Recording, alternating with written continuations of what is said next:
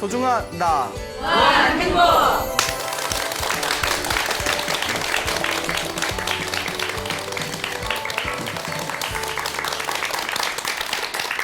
예, 만나서 반갑습니다. 반갑습니다. 예, 광우 스님이라고 합니다.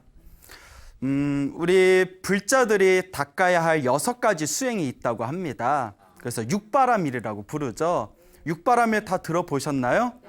예, 그 들어보셨어도 막상 한번 육바라밀이 뭐예요 하면 대답도 잘 못하시죠? 네. 예, 자, 육바라밀이라고 하는 것은 이제 많이 베푼다라는 뜻의 보시, 그 다음에 계율을 지킨다, 지계, 그 다음에 이제 참고 또 이겨내는 거. 그래서 인욕이라고 하죠. 자, 그 다음에 이제 쉬지 않고 꾸준히 정진하는 그런 부지런하게 닦아나가는 정진. 그 다음에 몸과 마음을 편안하게 다스리는 선정. 그 다음에 이제 마지막에 지혜라는 것이 있습니다. 그래서 반야라고도 하죠. 반야지혜. 그래서 이 육바라밀 수행법이라는 것이 있는데 이 육바라밀의 수행법의 첫 번째가 뭐라고 했죠? 육바라밀 수행법의 첫 번째를 보시라고 합니다. 그렇죠, 여러분? 예, 그럼 한 번 더 당황하게 해볼까요? 보시가 무슨 뜻이라고 했죠? 그렇죠. 이제야 정신줄이 잡히시죠? 이렇게 이제 아까 좀 놓으셨죠? 예, 자, 보시를 이제 베푼다라고 하죠. 우리 중생이 살아가면서 내 눈앞에 행복과 불행이 펼쳐졌을 때 그 모든 것이 누가 지은 업이라고 했죠? 내가 지은 업이라고 했고, 결국 복이 많은 사람은 무슨 일을 하든 편안하고 행복하게 삶을 살아갈 수가 있습니다. 그래서 이 복을 짓는 가장 중요한 첫걸음이 바로 베푸는 거, 보시라고 합니다. 그래서 여러분 부메랑의 법칙이라고 들어보셨나요? 부메랑 다 아시죠? 부메랑을 휙 하고 던지면 다시 어떻게 되죠? 자기한테 돌아오죠? 그래서 우리 불교의 인과업보도 그와 같은 법칙이 있습니다. 내가 베푼 만큼 그 이상으로 누가 받게 된다?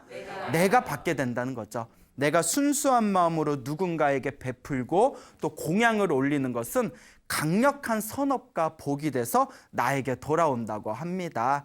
그래서 우리가 살아가면서 편안하고 행복한 어떤 삶이 이렇게 계속 유지할 수 있다면 그만큼 내가 전생에 복을 많이 지은 것이고요. 살아가면서 답답하고 일이 안 풀린다면 그만큼 전생에 무엇을 많이 짓지 않았구나?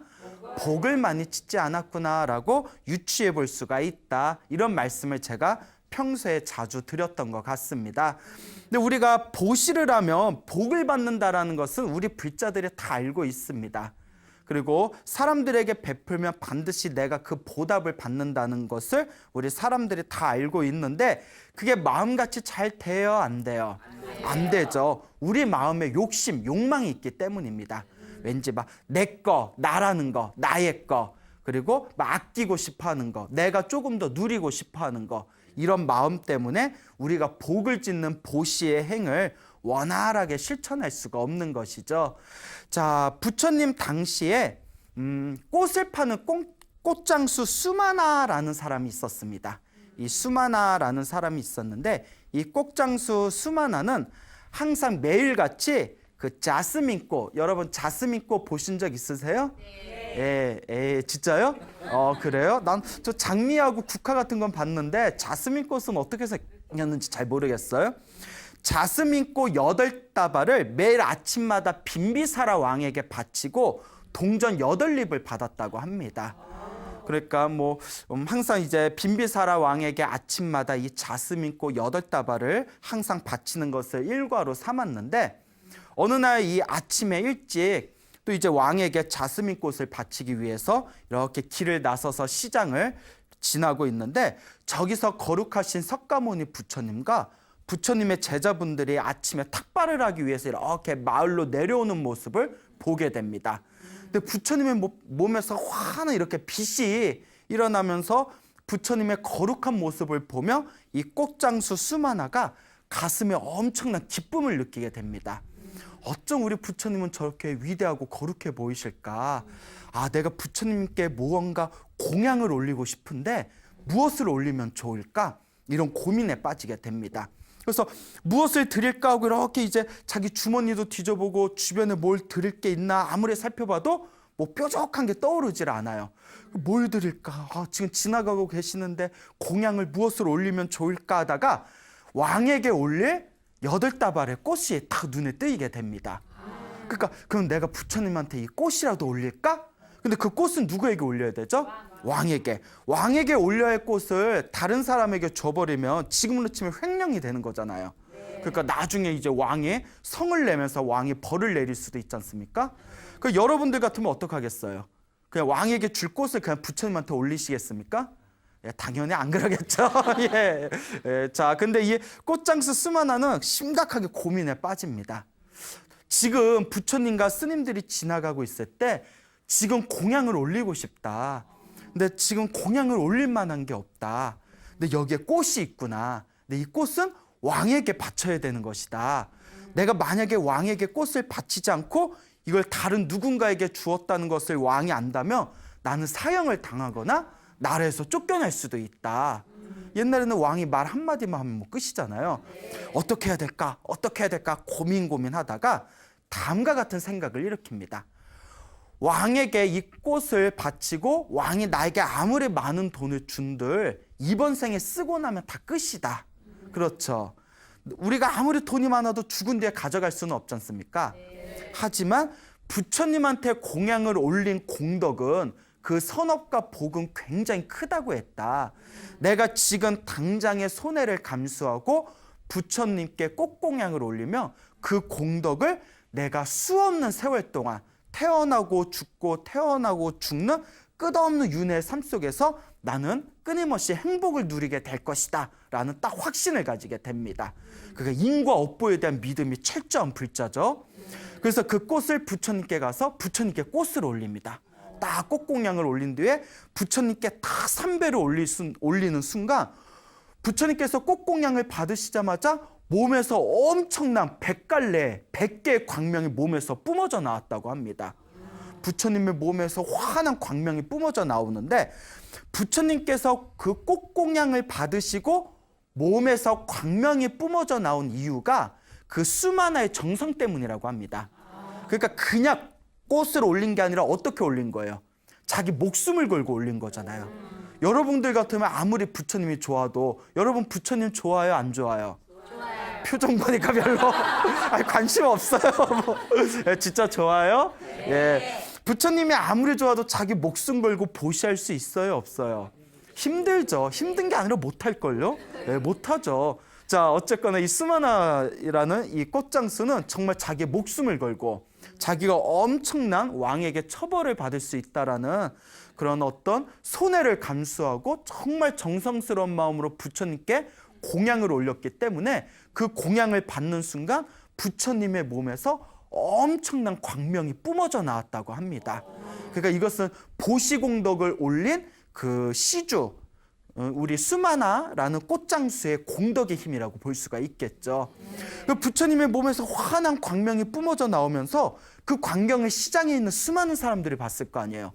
수많은 사람들이 그 광경을 보고 그 수많은 사람들이 그 광경을 보고 나서 수많은 사람들한테 그 이야기를 전하면서 도시가 들썩였다고 합니다. 야, 부처님 몸에서 뭐 엄청난 광명이 뿜어져 나왔대. 살면서 그런 모습은 처음 봐.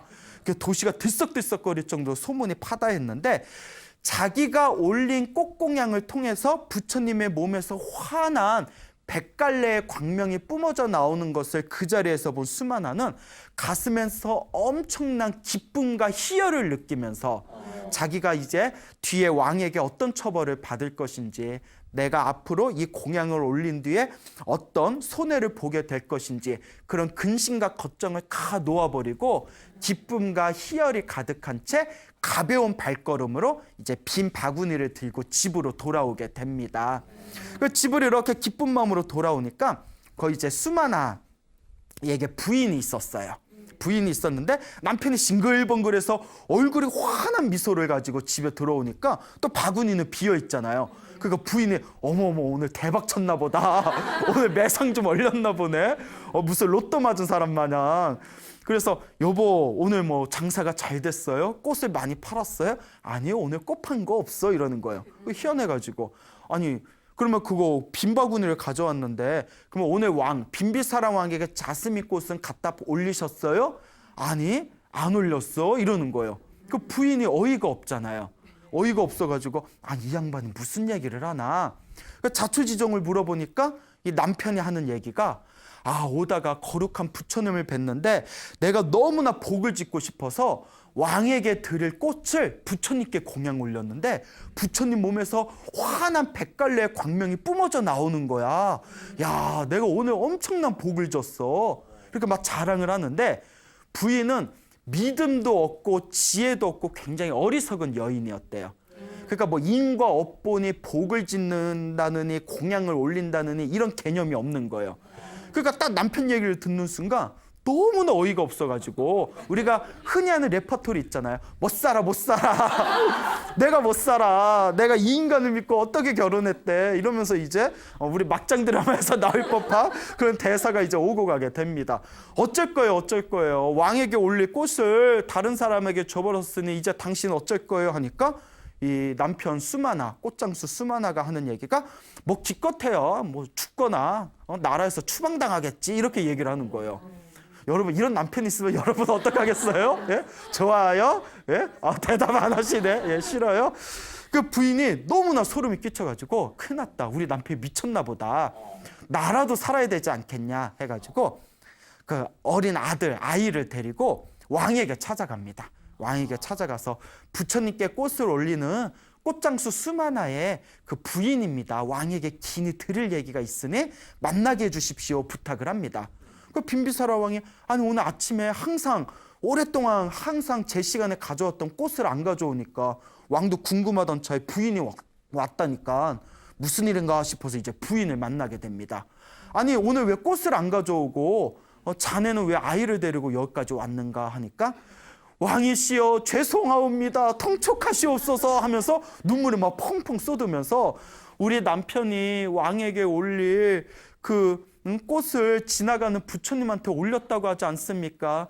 저는 제 남편하고 오늘 이후로 인연을 끊었습니다. 그러니까 저는 아무런 관계가 없는 사람이니까 부디 저는 용서해 주십시오 이러는 거예요. 너무 오버다. 그렇죠.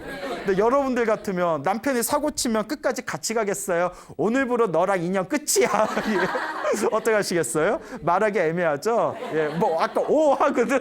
오늘 이랬던 것 같은데 아니죠? 끝까지 같이 가실 거죠? 이거 분위기가 오늘 물이 왜 이런가요? 예. 자, 여하튼 이제 왕이 그 얘기를 듣고 속으로 이렇게 생각합니다.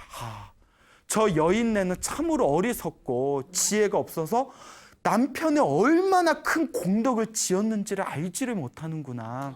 참으로 어리석고 불쌍한 여인네구나.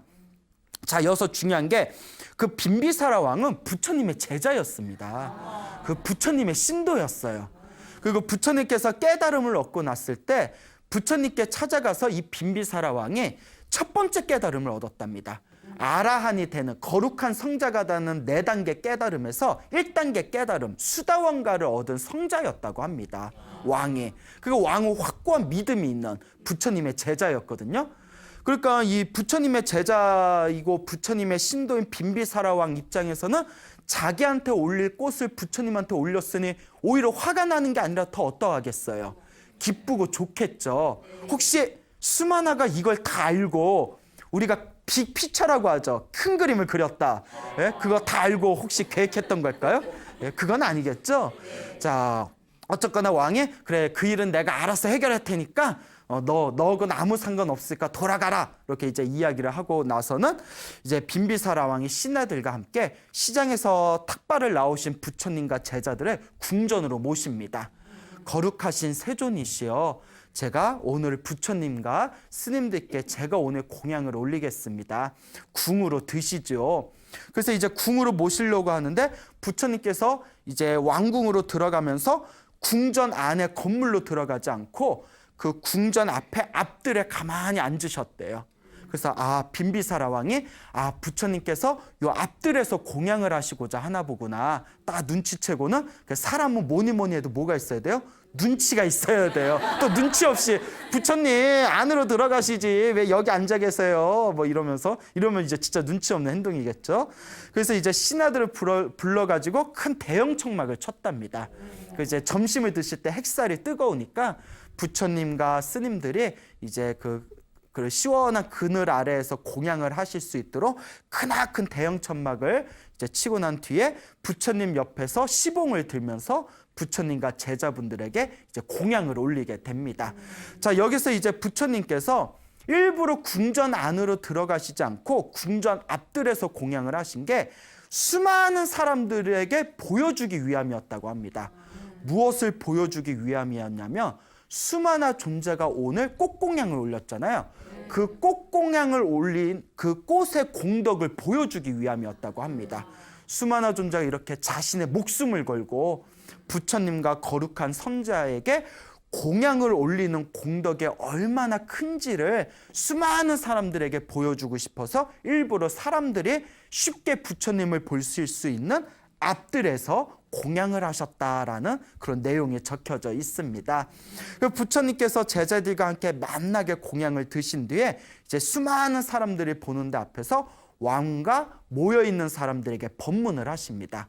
법문을 하시면서 이렇게 자신의 모든 것을 걸고 부처님과 부처님의 가르침과 스님들에 대한 확고한 믿음을 가지고 보시하고 공양을 한 공덕이 얼마나 큰지에 대해서 오늘 수마나의 꽃공양의 공덕이 얼마나 위대한가에 대해서 법문을 하신 뒤에 이제 조용하게 제자들과 사원으로 돌아가시게 됩니다.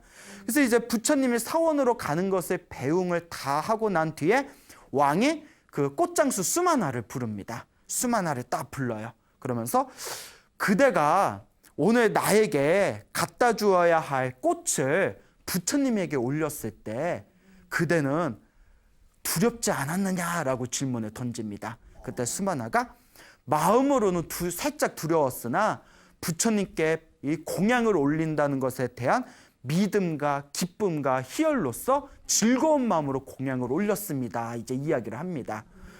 만약에 내가 화를 내고 그대를 처벌 내린다면 그대는 어찌하려고 했느냐. 수마나가 하는 얘기가 기껏해야 죽거나 죽으면 맞짱 끝인데 기껏해야 죽거나 나라에서 추방당하겠지라고 생각했을 뿐입니다. 그래? 너는 지금 후회가 없느냐? 저는 부처님께 공양 올린 것에 대해서 아무런 후회도 없습니다. 그때 빈비사라 왕이 환한 미소를 지으면서 훌륭하다. 참으로 진심으로 훌륭하구나. 그대야말로 정말 불법에 대한 부처님의 법에 대한 확고한 믿음을 뿌리내린 진정한 불자이다 칭찬을 하면서 왕이 어마어마한 큰 상을 내렸다는 이야기가 전해지고 있습니다. 자, 이와 같이 이제 이런 이야기가 파다하게 퍼지면서 부처님의 수제자 중에 한 분이었던 아난 스님께서 부처님께 다음과 같이 질문을 던집니다. 거룩하신 부처님이시여, 꽃장수 수마나는 부처님께 목숨을 걸고 꽃공양을 올렸습니다. 그런데 목숨을 걸고 꽃공양을 올렸는데 왕이 오히려 칭찬하면서 어마어마하게 큰 상을 내렸다고 합니다. 참으로 대단하지 않습니까?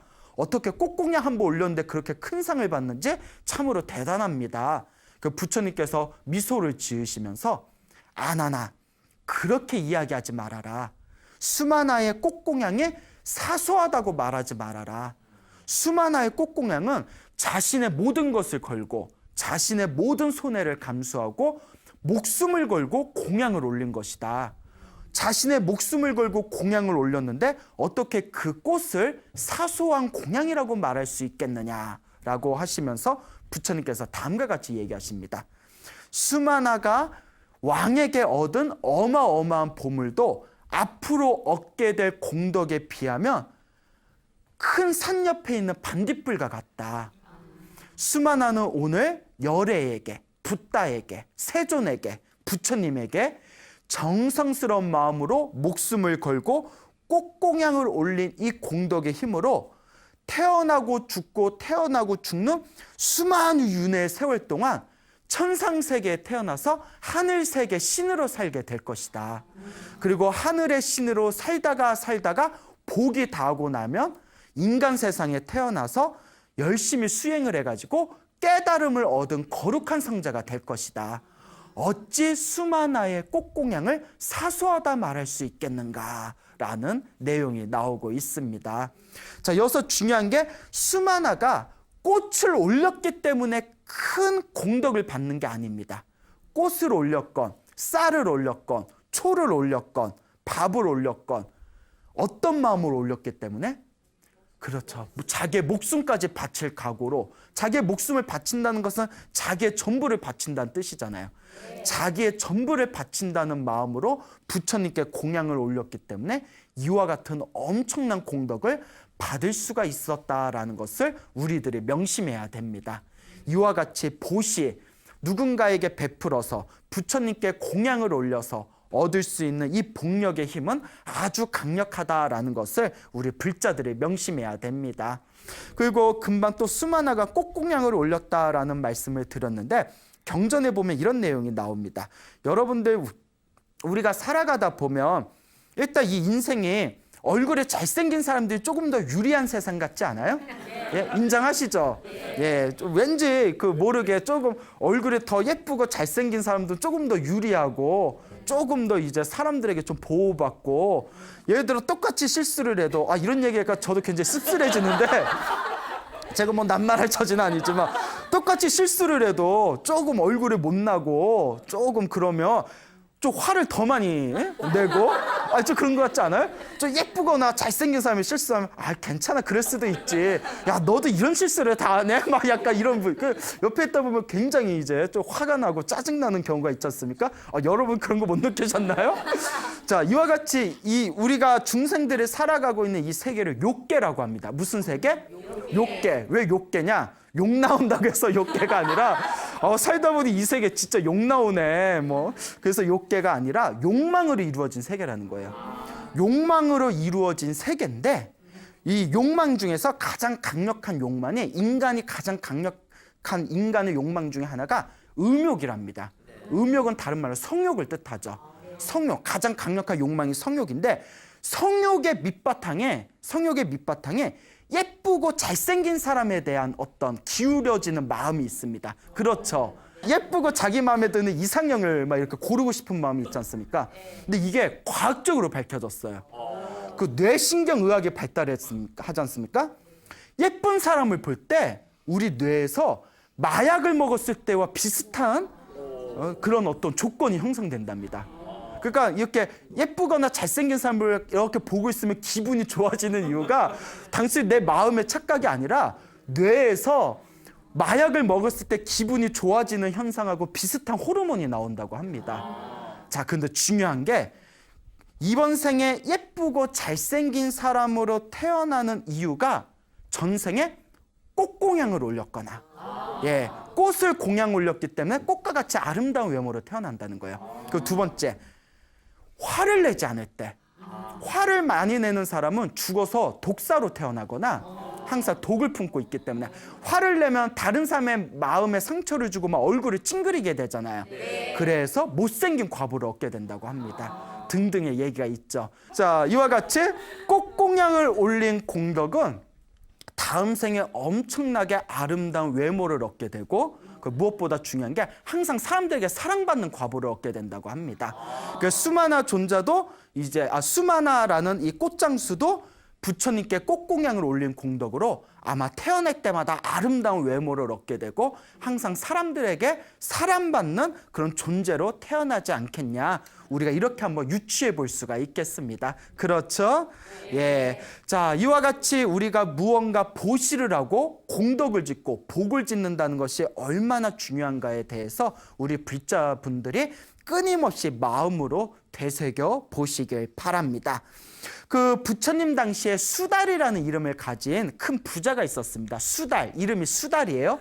그래서 이 수달이라는 부자가 있었는데 이 수달이라는 부자가 어마어마한 부자였는데 항상 부처님께 공양을 올리고 가난한 사람들에게 널리 베푸는 걸 좋아했답니다. 항상 복을 짓는 마음으로. 근데 어느 날 문득 이런 생각을 일으켰답니다. 나는 어차피 돈이 많아서 내가 사람들에게 널리 베풀고 부처님한테 공양 올리는 것은 사실 나에게 어려운 일이 아니다. 우리 경전에도 그런 얘기가 있습니다. 가난한 사람은 보시하기가 힘들고 부자인 사람은 보시하기는 쉽지만 수행하기가 어렵다라는 얘기가 있죠. 그 부자, 정말 큰 부자들은 뭐 자기가 가지고 있는 재산에서 뭐 사람들한테 베풀고 이런 거에 훨씬 부담이 덜 가지 않습니까? 그러니까 이 수달이라는 부자가 문득 이런 생각을 하게 되죠. 그래, 내가 어차피 부자라서 사람들한테 베푸는 건 어려운 게 아니니까 이건 진정히 복 짓는 거라고 할 수가 없다. 뭔가 내가 희생을 해야 복 짓는 거 아니겠냐. 그래서 고민하다가 문득 머리에서 확 밝아지면서 지혜가 생깁니다. 어떤 생각을 일으켰냐면, 그래, 사람들에게 보시를 하라고 권유를 하자. 내가 직접 보시하는 건 어려운 일이 아니니 사람들한테 내가 이야기를 잘해서 설교를 하고 설법을 해서 사람들이 복을 지을 수 있도록 보시를 하게 내가 인도해 준다면 그게 더 의미 있는 일이 아니겠냐라는 마음을 일으키게 됩니다. 그 부처님 경전에 보면 이런 구절이 나옵니다. 여러분들, 우리가 살아가다 보면 인복이 많은 사람이 있고 또 재복이 많은 사람들이 있죠. 네. 재복은 없는데 인복이 많은 사람도 있고 인복은 있는 것 같은데 재복이 없는 사람들도 있죠. 네. 그런 사람들 있지 않습니까? 자, 경전에 보면 사람들에게 많이 베풀고 공양을 많이 올리면, 직접 공양을 올리면 태어날 때마다 재복을 얻는답니다. 재물복이 있대요. 대신 사람들에게 베풀어라라고 권유를 하지 않으면 인복이 없답니다. 그리고 반대로 사람들에게 보시에 베풀어, 부처님한테 공양 좀 올려라고 권유를 많이 하면 인복은 있답니다. 근데 말은 그렇게 해놓고 정작 자기가 보시하거나 공양하지 않으면 대신 뭐가 없다? 재복이 없답니다. 그래서 내가 베풀고 남도 베풀 수 있도록 좋은 길로 인도해줘야 태어날 때마다 재물복도 있고 인복도 있다고 합니다. 그러니까 이 수달이 이제 내가 사람들에게 복을 베풀고 보시를 할 수 있도록 내가 힘을 써야 되겠다라고 이제 마음을 일으키고 이제 화려한 옷을 입고 하얀 코끼리를 탄 뒤에 하인들을 이끌고 여러 도시를 돌아다니면서 사람들에게 보시하십시오, 공양을 하십시오, 공양을 올리고 사람들에게 널리 베풀며 그것이 내 복이 돼서 다음 생에는 저와 같이 큰 부자로 태어나서 행복하게 살 수가 있습니다. 제가 이번 생에 이렇게 어마어마한 부자가 된 것도 전생에 복을 많이 지어서 그렇습니다.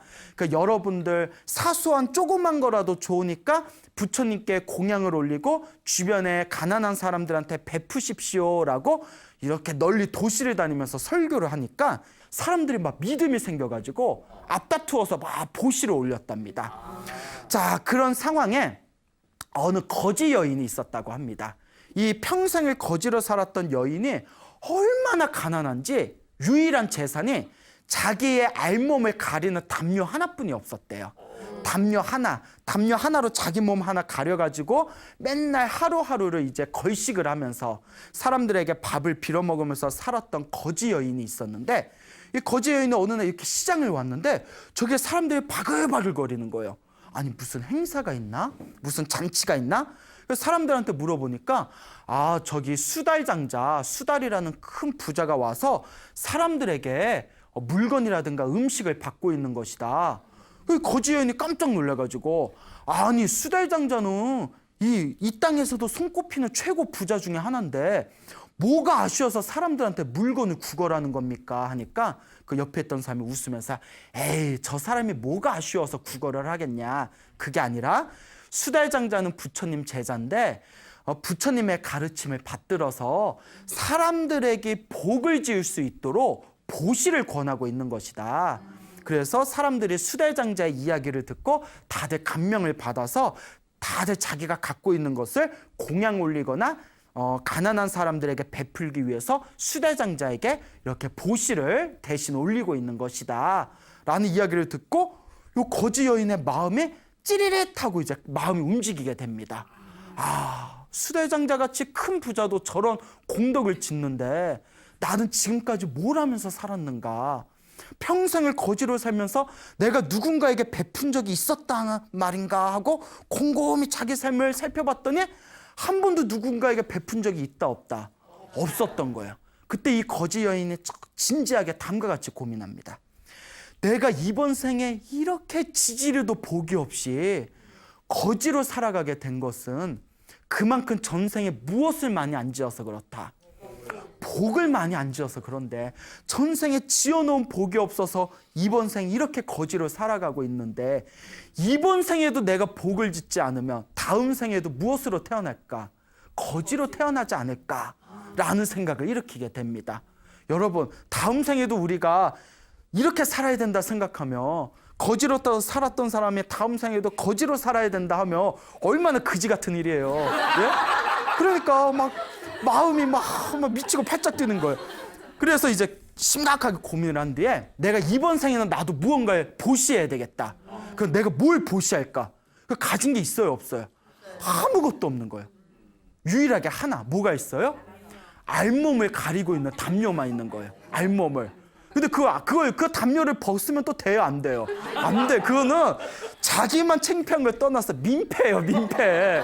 그렇잖아요. 예? 거지 할머니가 알몸으로 돌아다니면 그거 큰일 나요. 그거 민폐죠. 자, 그 안구 테러라고 하죠, 그거. 예?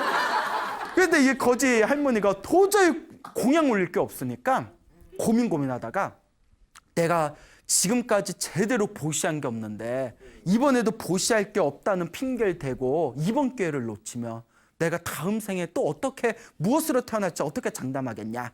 지금 이 순간 내가 결단을 내려야 된다 해가지고 멀리서 몰래 이렇게 숲을 속에 들어갑니다. 몰래 이렇게 숲풀에 이렇게 나무가 우거진 곳에 들어가서 수달 장자님 하고 불러요. 수달 장자가 누가 나를 부르지? 그 여인네가 저 여기 숲으로 좀 오시겠어요? 제가 공양 올릴 게 있는데요 하니까 수다장자가 아니 그 뭐 나와서 당당하게 주지 왜 또 불러? 막 이러면서 근데 이 수다장자 사람이 참 착하잖아요. 부처님께 보시 올리고 싶다니까 그쪽으로 이렇게 갔대요. 근데 갑자기 숲에서 뭐가 휙 하고 날라온 거예요.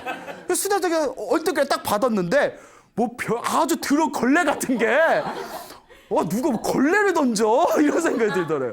그렇죠. 담요인데 하도 이렇게 찌든 때가 그냥 꼬들꼬들하게 배기니까 걸레같이 보이는 거예요. 그 담요를.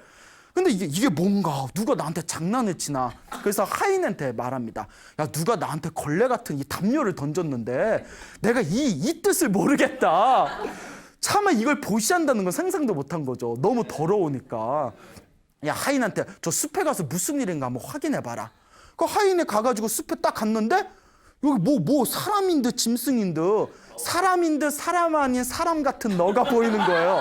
그래서 이게 뭔가 하고 이렇게 봤더니 웬 할머니가 옷을 딱 하고 벗고 있는데 뭐 서프라이즈 이러면서 하인이 으악 하면서 눈이 가리면서 이게 뭐 하는 짓이냐고. 할머니 이러시면 안 되냐고. 이게 뭐 하는 짓이냐고. 그러니까 이제 할머니가 자초지정을 얘기하는 거예요. 내가 너무나 보시라고 싶은데 가진 게 없어서 하나 남은 내 몸을 가리는 담요를 보시했습니다. 이걸 쓸 수 없으면 스님들의 발 닿는 걸레라도 쓰게 해주십시오. 스님들의 발 닿는 걸레라도 쓸 수 없으면 차라리 한 번이라도 좋으니까 스님들 방을 닿는 걸레라도 한 번 써주신다면 제가 그 복을 받지 않겠습니까? 그 하인의 감동을 받은 거예요. 그 하인이 다 이제 수대장자에게 와서 그 자초지종을 다 설명을 하니까 하인도 울고 수대장자도 울고 하늘도 막 울고 뭐 하늘이 우니까 저기서 할머니도 엉엉 울고 수대장자 야, 나 이 더러운 걸레를 누가 나에게 던졌나 나를 놀리는 건가라고 의심했는데 이것이야말로 진정한 보시구나. 하나 남은 이 자기 알몸을 가리는 이 담요조차 보시할 수 있는 이 마음이 진정한 보시가 아니겠냐. 지금까지 내가 한 보시가 오히려 부끄럽게 참으로 딱이 없다 이러면서 자기가 입고 있는 화려한 그 금빛과 온갖 아름다운 보석으로 장식된 옷을 그 거지 할머니에게 줍니다. 할머니, 당신의 이 소중한 보시를 내가 받았으니 내가 이걸 스님들께 잘 공양을 올리겠습니다. 대신 내 이 옷을 받아주십시오. 그 할머니가 그 옷을 받으면서 얼마나 눈물을 흘리면서 야, 부처님의 말씀하신 보시의 공덕에 정말 확실하구나. 걸레 같은 데 담요를 하나 올렸을 뿐인데 이 자리에서 금은보화보다도 더 가치가 있는 이 화려한 옷을 내가 얻었구나. 보시의 공덕이 분명하구나라고 마음으로 믿음을 일으켰다고 합니다. 그리고 그 할머니가 며칠 안 가서 갑자기 세상을 떠났대요. 갑자기 죽어버렸답니다. 죽었는데 당연히 어디에 태어났을까요? 예, 하늘세계 신으로 태어났답니다. 그때 자기가 가지고 있는 유일한 재산인 담요를 부처님께 공양 올린 강력한 공덕의 힘으로 하늘세계 신으로 태어났을 때 이 하늘세계 신이 문득 이런 생각을 합니다. 나는 전생에 어떤 공덕을 지었기에 이 하늘세계 신으로 태어났을까? 그 궁금하잖아요. 그래서 자기 천안통으로 자기의 전생을 이렇게 꿰뚫어 봤대요. 내가 전생에 뭐였을까 하고 봤더니 뭐였어요? 그렇죠. 거지 할머니였던 거예요. 거지 할머니였는데 무엇을 올렸다? 네, 몸을 가리고 있는 그 꼬들꼬들 그 때가 잔뜩 끼어 있는 그 걸레 같은 자신의 알몸을 가렸던 걸레 같은 담요일만정 정성을 다해서 그 공양을 올렸던 공덕의 힘으로 자기가 하늘세계 신으로 태어났다라는 것을 깨닫게 됩니다. 그래서 와, 내가 하늘세계 신으로 태어난 것은 다 누구의 공덕이다? 부처님과 수달 장자, 그 수달이라는 부자 덕분에 내가 하늘세계에 태어났으니 내가 감사의 뜻을 표해야 되겠다 해가지고 한밤중에 그 수달 장자의 집에 싹 내려와서 이제 수달 장자에게 당신 덕분에 내가 하늘세계 신으로 태어났습니다라고 정중하게 인사를 올렸고, 그리고 또 부처님이 계신 사원에 가서 부처님께 거룩한 부처님께 정성스럽게 3배의 예를 올리면서 부처님을 찬탄하였다라는 내용이 전해지고 있습니다. 자, 그래서 그 다음날 제자들이 부처님께 아침에 다음과 같이 이제 문안 인사를 올리면서 다음과 같이 질문을 던집니다. 부처님, 어젯밤에 부처님이 계신 방 안에 환한 광명이 일어났는데 그게 도대체 무슨 사연입니까? 무슨 인연입니까? 라고 여쭤보니까 부처님께서 그 전생의 수달장자에게 자신의 몸을 가리고 있던 담요를 보시한 노파의 이야기를 하시면서 그 노파가 하늘세계 신으로 태어났고 하늘세계 신으로 태어난 그 공덕을 부처님께 감사하는 마음으로 찬탄하기 위해서 어젯밤에 내 방에 잠시 내려와서 인사를 하고 돌아간 것이다. 그때 하늘세계 신인 천신이 내려온 이유로 인하여 내 방에 환한 광명이 잠시 일어났던 것이다 라는 그런 이야기가 전해지고 있습니다. 이와 같이 그 담요, 그 걸레로도 쓰일까 말까 할 정도 그 더러운 담요조차도 그것을 보시하는 사람의 간절하고도 정성스러운 마음이 담겨 있다면 능히 하늘세계 신으로 태어날 수 있을 만큼 강력한 선업을 일으키게 된다고 합니다. 그래서 불교에서는 우리 부처님께서 우리 중생들에게 행복하게 살고 싶으면 복을 지어라. 복을 짓되 복을 짓는 가장 첫걸음은 바로 무엇이다? 보시라고 했습니다. 대신 보시라는 이야기를 하시면서 대신 중요한 게 보시를 할 때 화려하고 귀중하고 좋은 것을 보시하는 것보다 더 중요한 것은 무엇을 보시하든 그 보시하는 것에 무엇이 담겨져 있는 거? 그렇죠. 마음, 정성스러운 마음, 간절한 마음이 담겨져 있는 게 가장 중요한 보시의 마음이라고 했습니다. 그런 여러분, 이와 같은 얘기를 들어보니까 보시하는 게 어려워요? 쉬워요? 그렇죠. 쉽습니다. 내 마음이 중요한 겁니다. 100원 한 장, 100원 하나라도 10원 하나라도 정성스러운 마음으로 보시하면 그것들이 다 나의 복으로 돌아온다라는 것을 명심하시기 바랍니다. 알겠죠? 네. 자, 그래서 부처님께서 어느 날 길을 걸으시다가 부처님께서 이제 탁발하실 시간이 돼서 어느 여인의 집에 들어가시게 됩니다. 그 여인의 집에서 가만히 바루를 들고 있을 때 그때 밥을 짓고 있던 여인이 다 부처님께서 그 집 밖에 서 있는 모습을 보고 부처님께 이렇게 밥 한 덩어리를 바루에다가 이렇게 올려드립니다. 근데 그걸 보면서 옆에 있던 남편이 너무 못마땅한 거예요. 아, 우리 먹을 것도 없는데 막 퍼주고 난리야. 막 이러면서 그냥 못마땅하게 바라보고 있는데 아우, 저것들은 맨날 밥 얻어먹으러 오고 아유, 미워 죽겠어, 얄미워. 이렇게 이제 남편이 싹 옆에서 노려보고 있었답니다. 근데 부처님께서 그 밥 한 덩어리를 딱 얻으시면서 그 여인을 위해서 그 남편의 아내를 위해서 축원을 해줬답니다. 하나를 심어서 열을 낳고 열을 심어서 백을 낳고, 백을 심어서 천을 낳고, 천을 심어서 만을 낳고, 만을 심어서 억을 낳나니 이 밥 한 덩어리의 공덕으로 큰 깨달음을 얻을지어다 라고 이렇게 축원을 해줬단 말이야. 그 옆에 있는 남편이 그 얘기 듣고 갑자기 화딱지가 나서 아유 뻥치고 있네 이러면서 그 말이 되는 소리를 하십시오. 그 밥 한 덩어리 그거 줬다고 무슨 하나를 줬으니 뭐 열을 낳고 열을 심었으니 백이 낳고 그럼 허황된 말 좀 하지 마십시오 하고 남편이 부처한테 싹 쏘아 붙였대요. 못됐어. 그렇죠. 그 부처님께서 다 미소를 지으면서 거기서 내 말에 토를 달아 하면서 그 자리에서 부처님이 막 싸웠다면 이거 말이 안 되는 거겠죠. 부처님께서 환한 미소를 지으면서 아니 왜 믿지를 못합니까? 거사님 저 큰 나무를 보십시오. 저 나무는 본래 겨자씨보다 작은 씨앗에서 시작됐지만 지금은 저렇게 수많은 열매를 맺지 않습니까? 나무도 하물며 저런데 하물며 사람이 의식이 있고 생명이 있는 사람이 겨자씨만큼 작은 공덕을 지었다 하더라도 그 공덕이 언젠가는 크나큰 복덕이 돼서 내게 돌아오는 것입니다 라는 말을 하는 순간 남편이 그 자리에서 마음이 환하게 밝아졌다라는 이야기가 전해지고 있습니다. 남편의 감정 기복이 심한가 봐요. 예? 자, 그래서 이와 같이 우리 불교에서는 겨자씨만큼 작은 복을 지어도 언젠가는 그것보다 훨씬 더 큰 나의 복덕으로 돌아온다고 합니다.